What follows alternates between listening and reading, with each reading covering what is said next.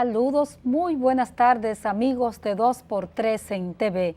Muchísimas gracias por estar con nosotros como cada sábado de 6 a 7 por Teleradio América. Buenas tardes, amiga. Hola, Tati, ¿cómo estás? Bien, ¿y tú? Muy bien, con mucho calor, porque empezó el verano ya.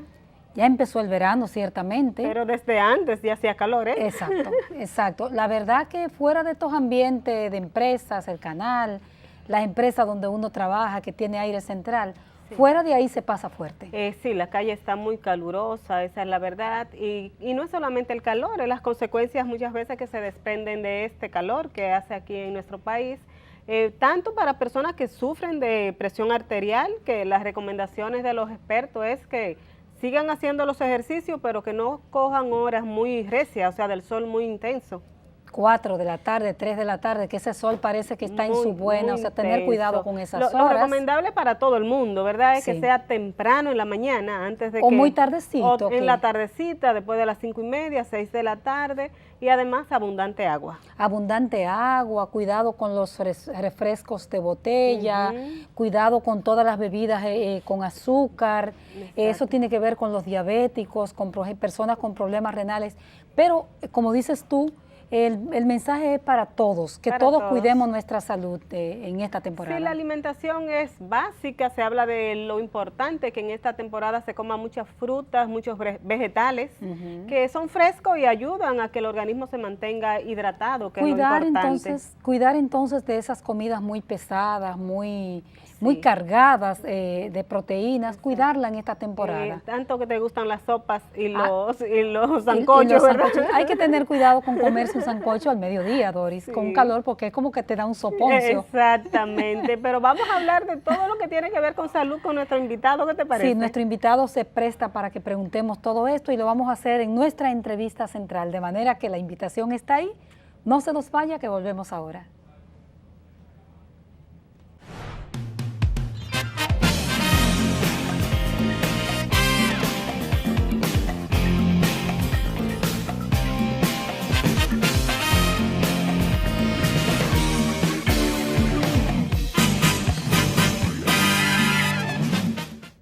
Gracias por continuar con nosotros y damos paso de inmediato a nuestra entrevista del día con el doctor Wilson Roa, primer vicepresidente del Colegio Médico Dominicano. Doctor, bienvenido, muchas gracias por estar aquí con nosotros. Gracias a ustedes, feliz por estar entre mujeres. Sí, esa es tu vida. Sí, a eso me he dedicado, a vivir entre mujeres. Así es. Y me parece que es más fácil y llevadero el tema cuando se trata de uno compartir con ustedes. Si usted se pregunta cuál es la profesión del doctor, ya saben que es médico y que es especialista, es ginecostetra. Así es. O sea que obligado a vivir entre mujeres. Por eso habla de mujeres. Claro.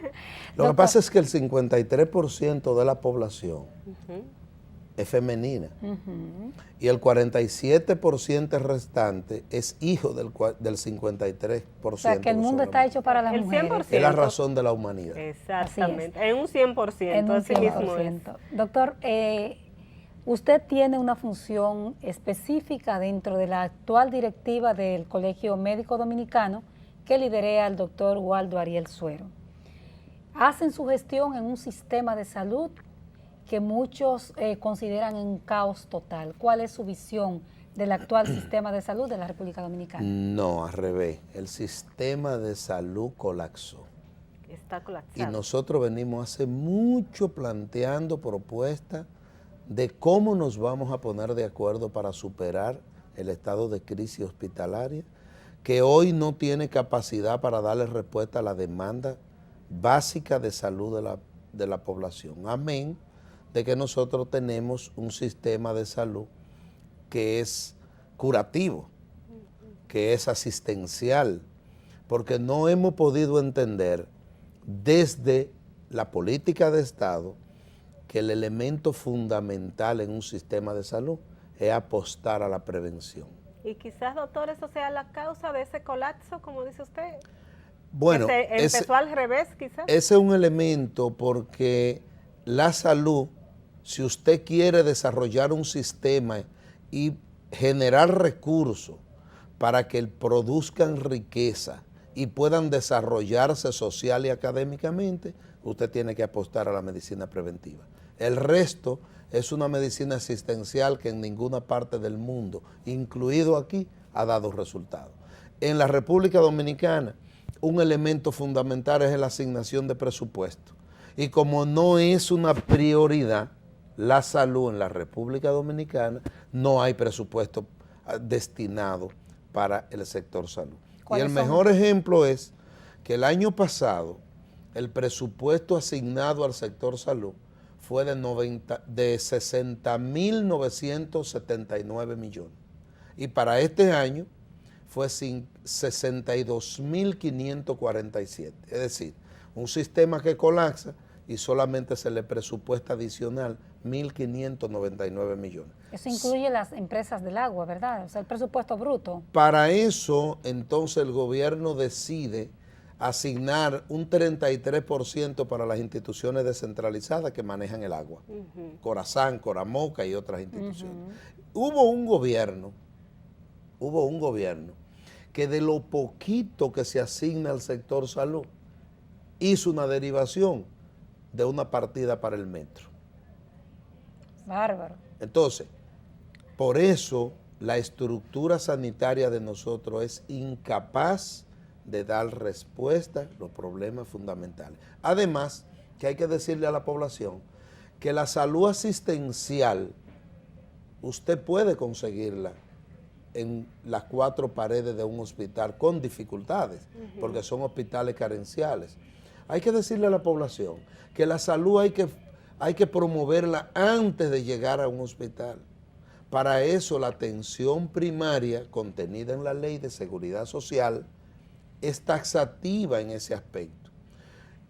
Solamente que el gobierno no ha decidido asumir esa responsabilidad que la ley le confiere. Doctor, ¿cuáles son los indicadores que pueden hacer ver a nuestros amigos televidentes que el sistema de salud colapsó? Por ejemplo, un indicador es la falta de inversión en el sector, porque aquí hay un concepto de que lo que se asigna económicamente al sector salud es gasto y no inversión. Pero ¿qué resulta? Que lo poquito que se asigna al sector salud se lo llevan las epidemias. Dengue, chikungunya, el Zika que ahora está de moda. Y le pregunto ahora a ustedes que hacen opinión, ¿cuál es el rol de los ayuntamientos? ¿Cuáles ayuntamientos? Ahí vi el señor ministro de Obras Públicas quejarse amargamente que después del proceso electoral los síndicos que perdieron las elecciones no han recogido más la basura. Así es. Y la chikungunya, el dengue, la leptospira, el Zika y todas las enfermedades infectocontagiosas, su caldo de cultivo es la basura, los drenajes que no se limpian, el aseo urbano, el ordenamiento de la vida cívica que debía llevar en la población urbana la gente. Y aquí no hay manera de que los ayuntamientos entiendan o que los administradores de las aguas entiendan su rol o que el medio ambiente regule el manejo, por ejemplo, de las granceras y de los ríos. El impacto climático es uno de los factores fundamentales en la reproducción de los agentes vectores que generan la enfermedad. O sea que la salud, doctor, debe verse de una manera integral, o sea que no, y multifactorial, que no solamente salud, hospitales como la estamos viendo hoy en día, sino que todos esos factores ambientales influyen en la salud. Entonces, deduzco de todo eso que si empezamos con la educación, que sería lo primordial, ¿verdad? Sí. Educación para la salud, otra cosa sería en nuestro sistema. La educación es un elemento fundamental porque es parte de la matriz que facilita el desarrollo de los pueblos. Pero aclararle a la población que usted aprende, usted se educa si tiene salud. Y que usted genera riqueza si tiene salud. Pero eso parece ser que no se entiende mucho, porque se entiende teóricamente, pero en la práctica, bueno, no ha sido implementado el primer nivel de atención. No, porque el gobierno dominicano no tiene comprensión de eso que estamos planteando. Y las autoridades no están para eso. Las autoridades no entienden eso. Por eso ellos apuestan a un modelo a parche que al fin de cuentas no dan respuesta. Es más, las últimas construcciones importantes en salud que ha hecho el gobierno dominicano, lo ha hecho con un concepto privado de administración de salud con financiamiento público. Y le pongo un ejemplo simple.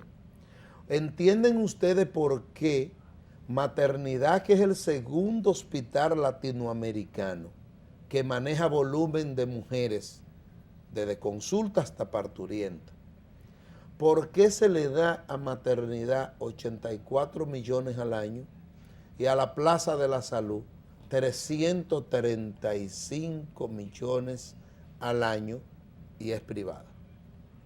¿Ustedes no han pensado eso? Y todos los servicios que usted busca allí hay que pagarlo. Y todos los hospitales del nuevo modelo, ninguno son regenteados por el Ministerio de Salud Pública, que la ley le ordena la rectoría.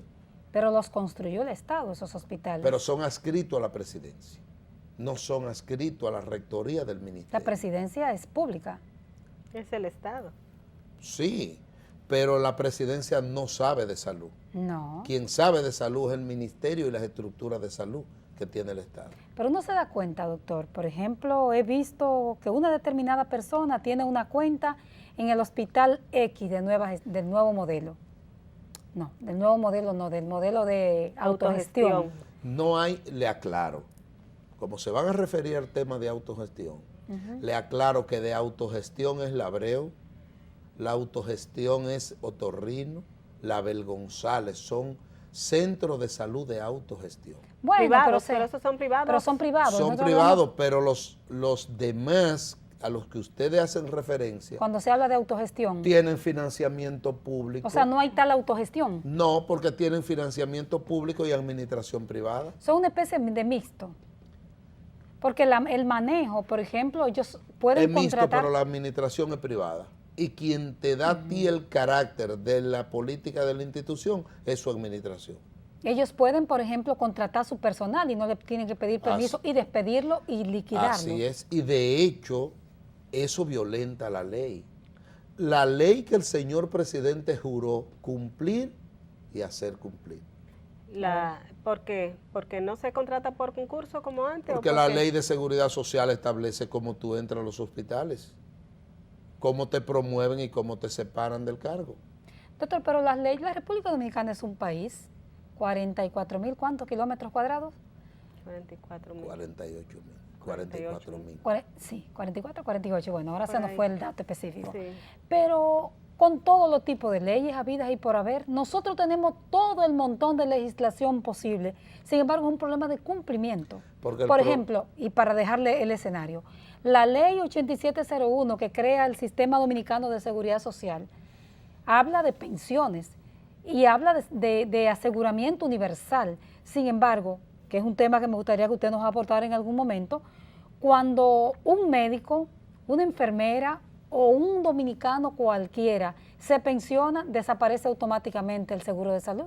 En el único lugar del mundo que quien da salud, cuando la necesita, se le niega, en la República Dominicana. No, y quien no da salud también, porque no solamente el caso del personal de salud, estamos hablando de los profesores, estamos hablando de todo el trabajador. Estoy hablando partiendo del sector porque son quienes dan el servicio. Sí. Pero el problema es que aquí no hay seguridad social.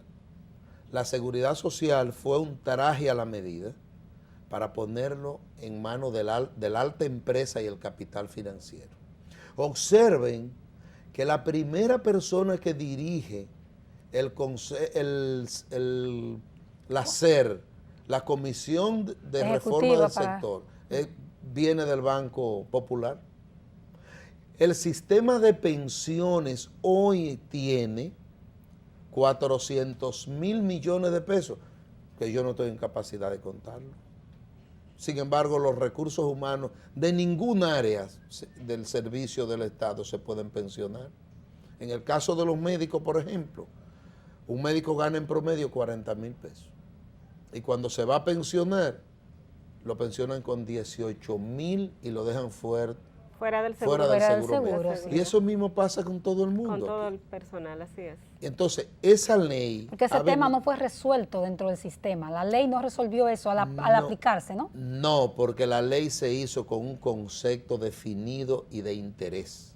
Y está cumpliendo su rol. Es un plan de servicio de salud lo que tenemos Eso es parte de la privatización de la salud. Y para eso ha sido útil la ley.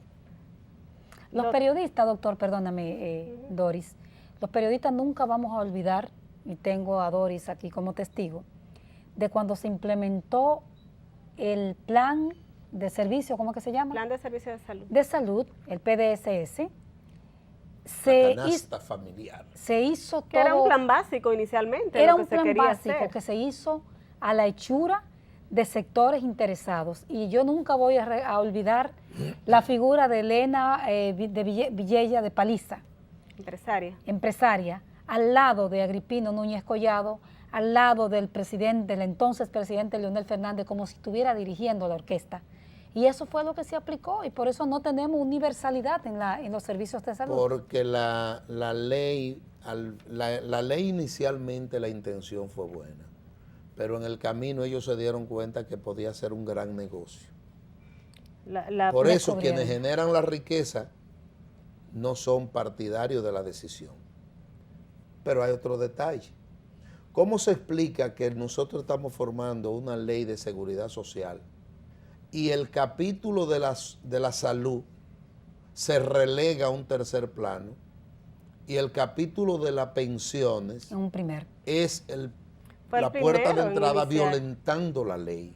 claro. Por eso la ley hoy se ha convertido en un gran negocio para poco. La medicina privada está en manos del sector financiero empresarial y la medicina pública se ha segmentado. Carencial, que es la parte que tiene el Estado, y privada, la otra que ha financiado el gobierno. Los hospitales tradicionales son para los pobres de solemnidad, ¿no? Los de a pie que no tienen acceso ni tienen voz que pueda clamar por ello. Doctor, usted al principio hablaba de la situación caótica en que se encuentran los hospitales. Altagracia usaba esa palabra, pero usted decía que están desastrosos. Y nos vamos a ir a una pausa, pero cuando regresemos yo quiero retomar ese tema, porque saltamos a la seguridad social y quisiera antes de eso, ¿qué solución ustedes plantean? O sea, ¿cómo usted ve que este caos que tenemos ahora mismo podría solucionarse? Pero nos vamos a ir a una pausa y regresamos en un momentito.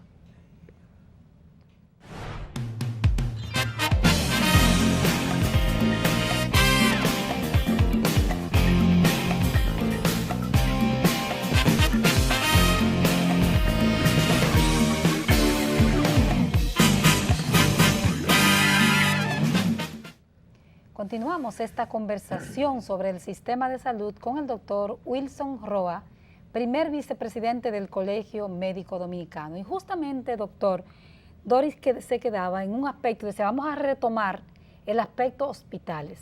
En este momento, ¿cuál es la situación que tienen los hospitales del Estado?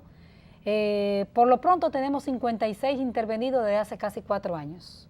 ¿Cuál es la situación que tienen? Miren, si nosotros tenemos 154 hospitales generales en todo el país, y de esos 154, carenciales todos, sin excepción, usted interviene en una remodelación que no acaba. Sí, tiene muchos años. 54 hospitales generales de ellos y sobre todo de los hospitales más importantes.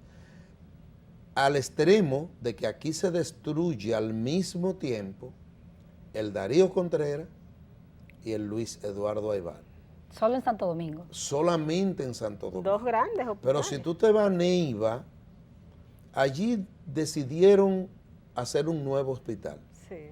Pero deciden desbaratar el que tienen sin tomar la previsión del lugar. Y en el camino parece que se arrepintieron, digo yo. Y después que tienen más del 70% con un greda destruido, deciden ponerle zinc, salvar unas 8 camas y decidir que ese es el hospital para darle atención médica en el hospital público a Neiva y a sus comunidades aledañas. Pero si nos vamos al Cabral Ibáez, tenemos el hospital más grande del país y el más grande de la región, un hospital general de referencia. 64 camas hábiles de 506 camas Ave que María. tiene. Entonces uno se pregunta, ¿y la gente de a pie dónde se está atendiendo? Dicen que al pobre Dios no le falta. Y parece que ese es el gran salvador. Que eso es lo que está pasando. Rehabilitar los hospitales, tecnología, insumo y personal necesario para dar el servicio solidario con calidez y calidad es parte de la propuesta de nosotros. Por eso el Colegio Médico ha planteado el 5% del Producto Interno Bruto para el sector salud. ¿Qué buscamos con el 5%? No es para ir a construir más hospitales. Eso le iba a decir. Es que somos el segundo país, por no decir el primero, que compite con los cubanos en capacidad instalada de salud, Infraestructura. en infraestructura. Nada más que ellos organizaron un sistema y nosotros no hemos podido organizarlo. Exactamente. Ahora mismo, el gobierno, el año pasado, elaboraron la ley 135-15. La aprobaron y la promulgó el señor presidente. La 123-15. 123-15. Ujú. La aprueban, la promulgan, pero se le olvidó que el Colegio Médico Dominicano es una de las 4 patas del sistema. Asesor del Estado en materia de salud, de ley. Pues aprobaron y promulgaron su ley y al Colegio Médico no lo incluyeron. Pero nunca lo dejan asesorar nada al Estado. Los menosprecian, me parece a mí. Porque no tienen comprensión de lo que es un sistema organizado, eficiente, y colocarlo en capacidad de dar respuesta. Porque yo le pregunto al gobierno, ¿está el gobierno en capacidad de darle respuesta de salud a la población sin contar con los recursos humanos en salud?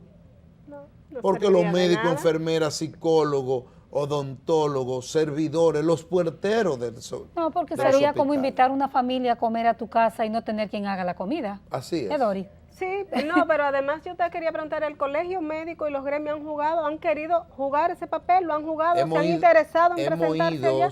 Salvo la gestión pasada del Colegio Médico Dominicano, que la dirigía el doctor Pedro Sin, y que cuando se abrió el debate sobre la ley 123-15, él no se acercó, él no fue, porque no fue de su interés.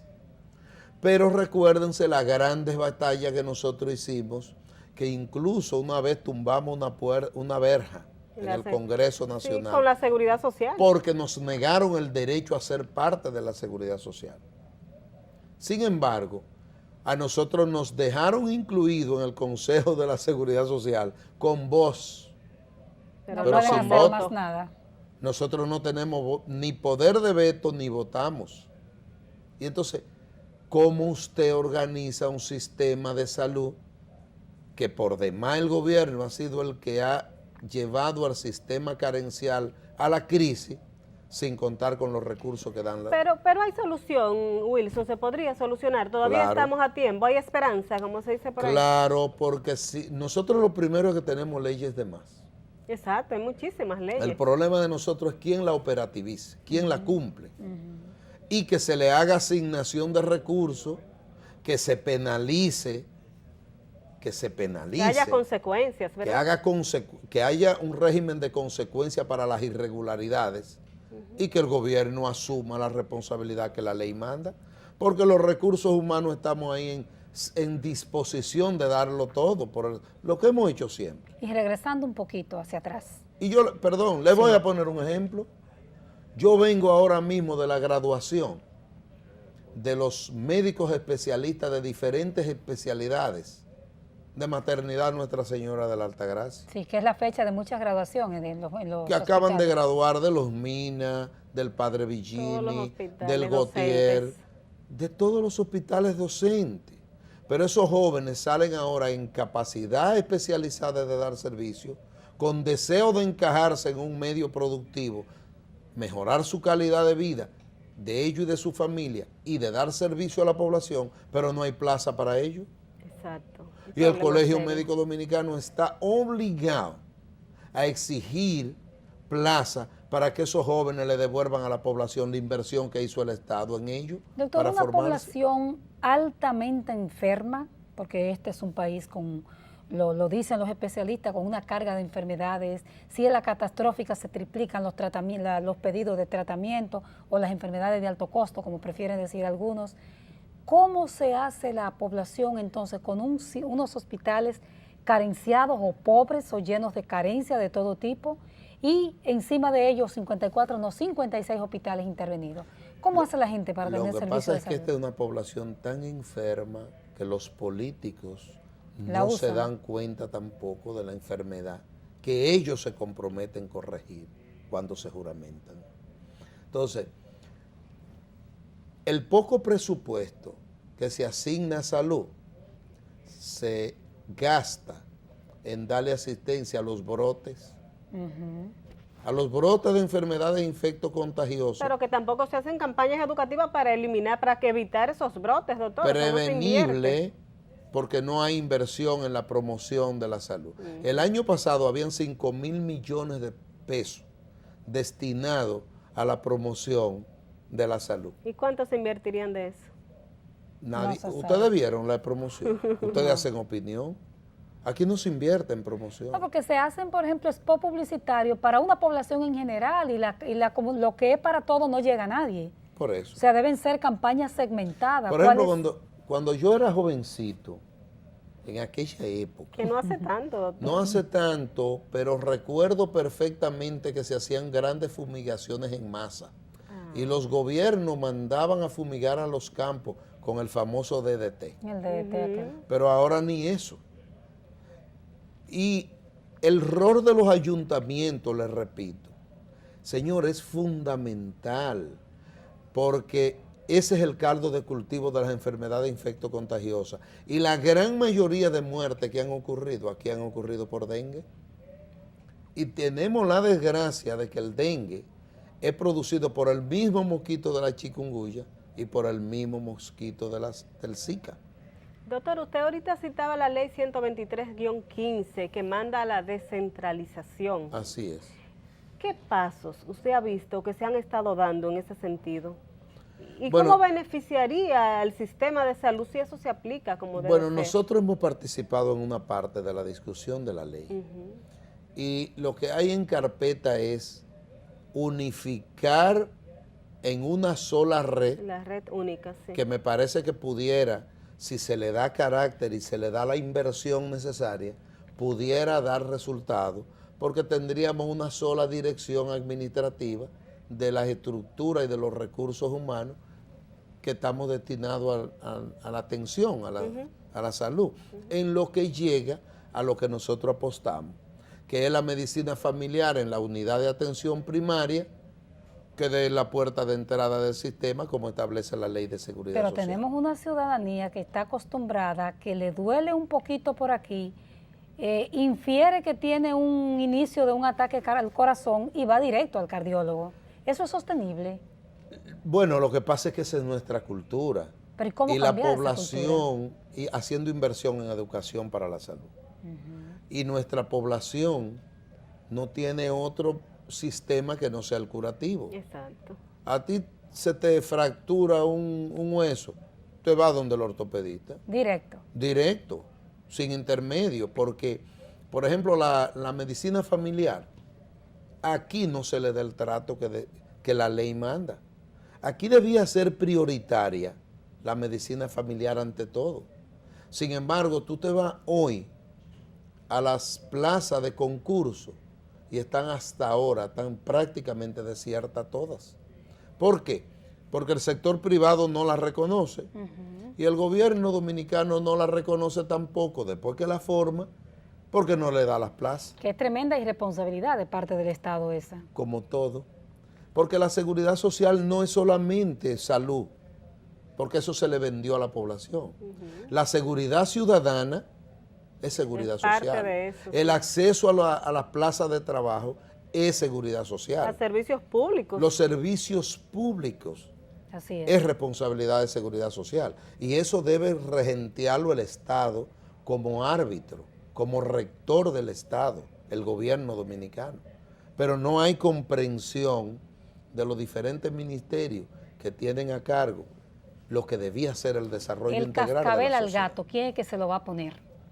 ¿Cómo es que vamos a hacer para que esto se resuelva, doctor? El cascabel al gato se lo va a poner la sociedad dominicana cuando se empodere, cuando comprenda que el derecho a la salud es constitucional y que así como la población salió a la calle a exigir un 4% para que se le dé inversión en educación, eso mismo debe educarse a la población y nosotros tenemos como colegio médico que jugar un rol protagónico en eso, en la comprensión de la inversión necesaria para el sector salud si queremos salud.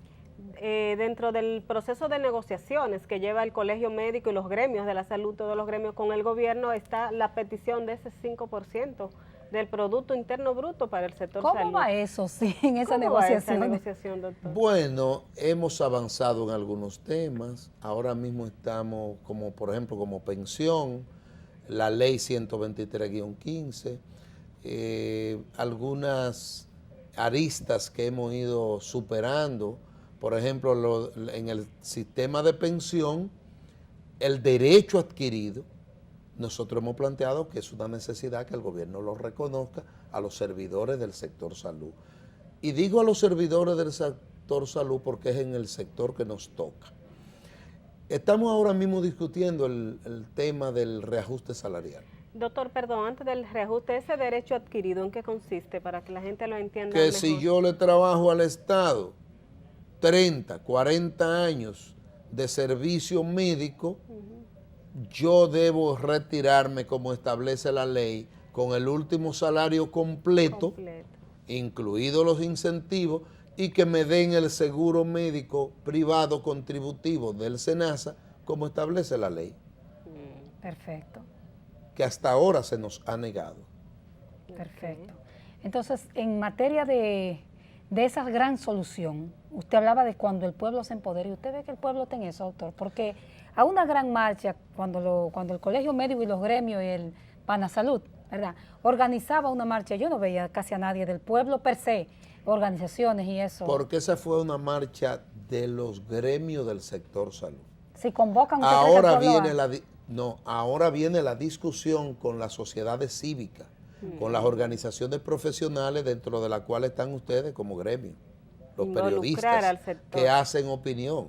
Sí. Porque el derecho a la salud de nosotros no es diferente al de ustedes como periodistas. Doctor, vamos a pedirle ahora unos momentitos para irnos a un breve mensaje comercial y regresamos entonces con la última parte de este programa.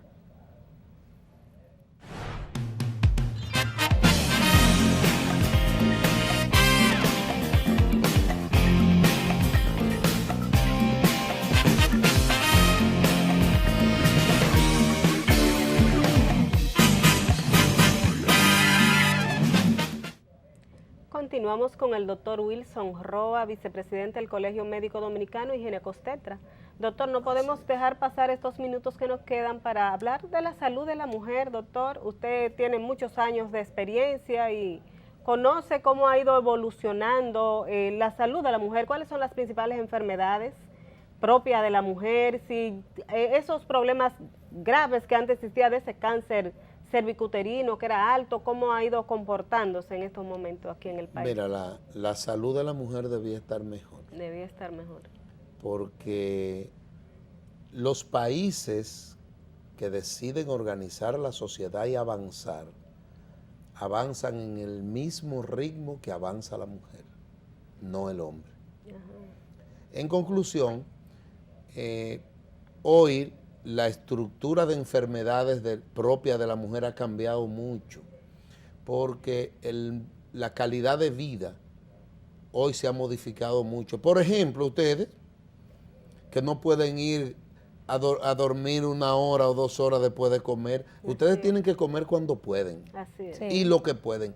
Y hoy la estructura alimenticia de la población, la gran mayoría es comida de chatarra, porque las obligaciones no le permiten llegar al hogar a comer. ¿Y cómo se revierte eso en el caso de la salud de la mujer? En el caso de la salud de la mujer hay enfermedades carenciales, hay enfermedades que son alimentarias, hay enfermedades que se traducen, por ejemplo, en la patología de cuello de la mujer, el cáncer de cuello, que es uno de los más temibles, el cáncer de mama.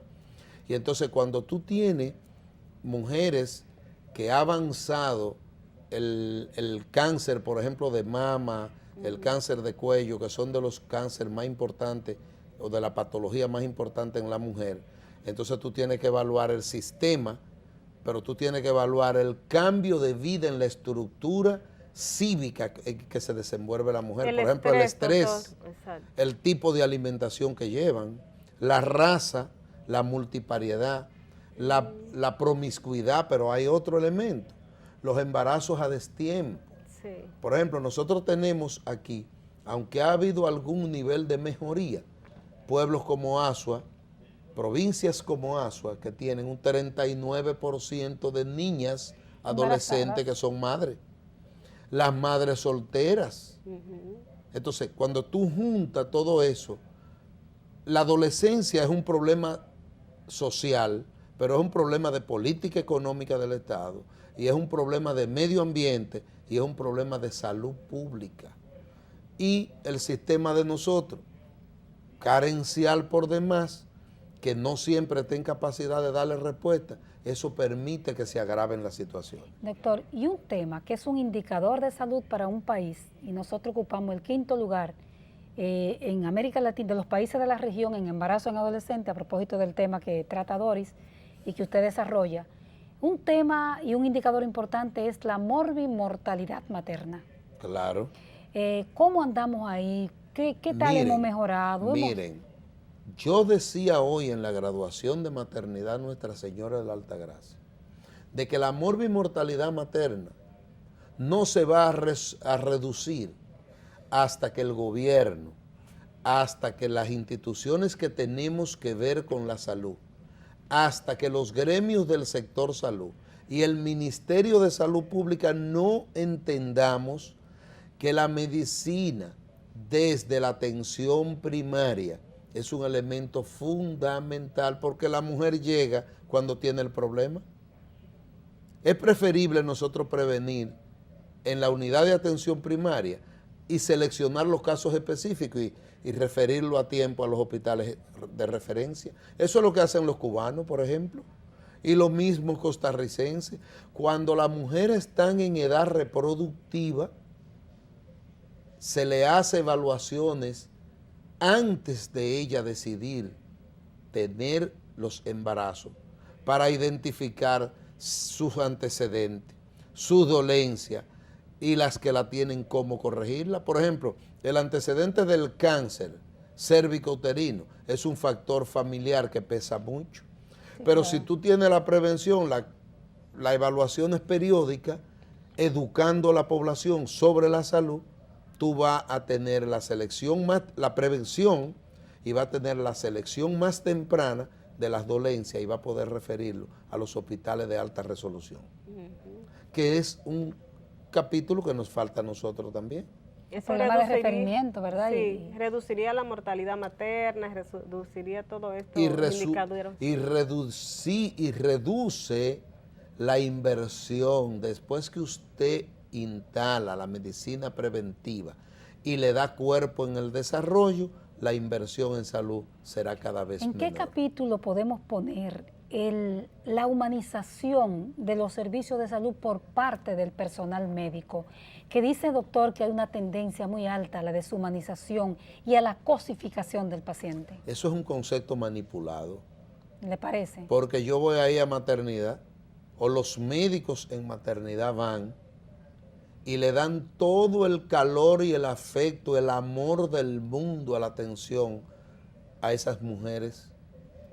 Pero cuando termina, por ejemplo, una mujer de ser ingresada, va a una cama con 4 más. Se infecta fácilmente. Y arriba de eso no tiene sábana. Y al otro día, cuando tú vas a darle de alta a la sala de puerperio, mujeres que ya parieron en la noche, en el servicio anterior, te encuentras con 4 en una misma cama sin sábana y 6 niños en una misma cuna porque no hay. Si el problema no es el médico. ¿De qué humanización hablamos? Porque debemos definirla y reclasificarla. Si trato. la humanización termina con el afecto y el amor que yo le brindo en el parto, eso está resuelto. Porque los médicos en maternidad, nosotros somos testigos de la calidez y el calor con que atienden a las parturientas allí en maternidad. Doctor, pues entonces ha cambiado la cosa, perdóname Doris, porque un estudio que hizo hace unos años el doctor Milton Cordero, un maestro de la medicina. Un maestro, hablaba, sí, a quien respetamos y queremos mucho, hablaba, doctor, de tipos de maltrato por parte de médicos hacia las pacientes. Y voy a mencionar expresiones, nuestro público es adulto. Por ejemplo, de médicos que le decían a la mujer, ¿qué es lo que tú te estás quejando? No te quejando cuando lo estaba haciendo, uno de los maltratos más comunes. ¿Qué es lo que tú estás gritando? O sea, expresiones de ese tipo.